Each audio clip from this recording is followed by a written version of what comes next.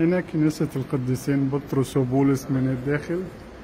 كنيسة طبعا عظيمة جدا وشكلها جميل. هنعمل فيها كده ايه جولة سريعة، وبعد كده ناخدكم عند أهم حاجة الأجساد.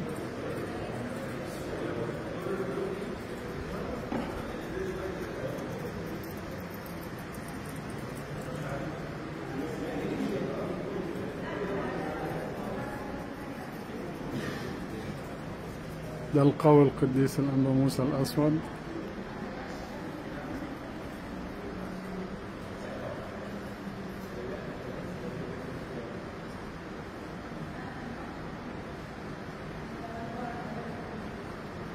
وده حبيبي وشفيعي البابا كرولوس زي القديس موسى الأسود برضو حبيبي وشفيعي، ومريمينا العجائبي شفيعي. القديسين العظام دول والكنيسة الجميلة دي. وده القديسين العظيمين بطرس وبولس. ودي أم النور اللي سمع خلاص كمان أيام. وده رب المجد يسوع المسيح.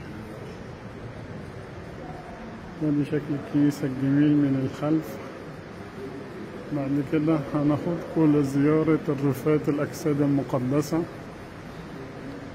واللي فعلا باسم الصليب يعني حاجة تشرح القلب.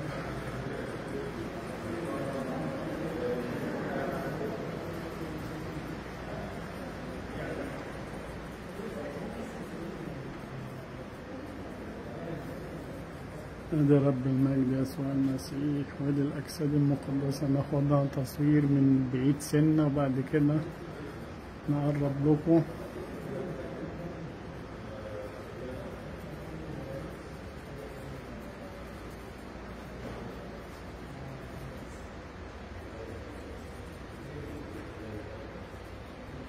ماري مرقس، القديس اندراوس، القديس فيلباتير، أمير الشهداء العظيم ماري جرجس، بابا كرولوس، مريمينا، شهداء إسنا،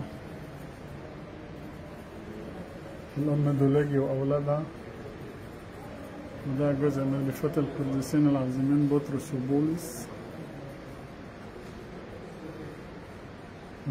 تلميذ تيموثاوس،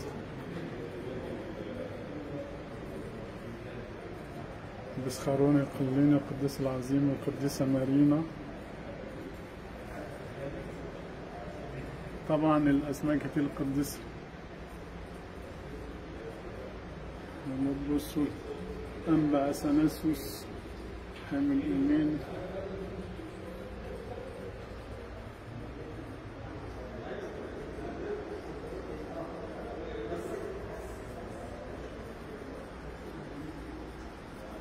أنا بحاول أثبت الموبايل سنة بحيث إنكم تقدروا تقروا الأسماء.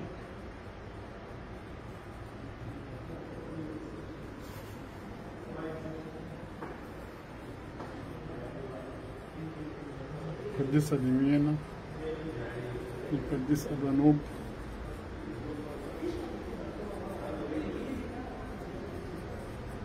الأمير تدرس الشاطبي، شهداء إسنا،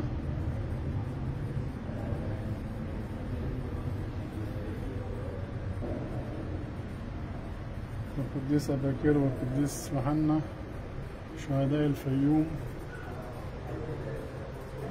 الأمير تدرس المشرقي،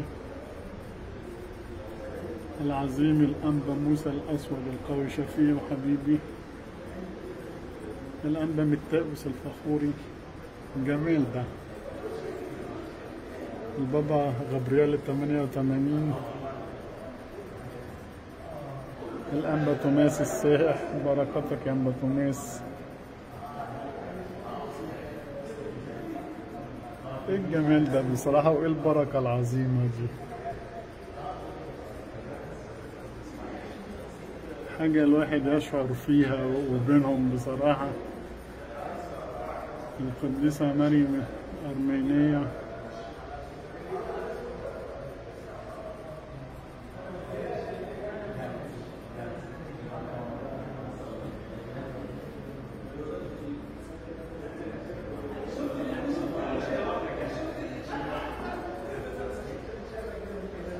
القديسة جربارة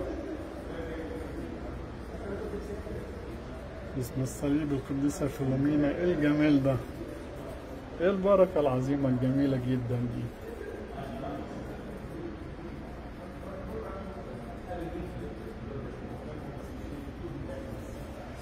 بركة شفاعتهم يا رب تكون مع الجميع ومعايا ومع كل اللي بيطلبوا شفاعتهم وبيتوسطهم القديسين العظيمين بطرس وبولس.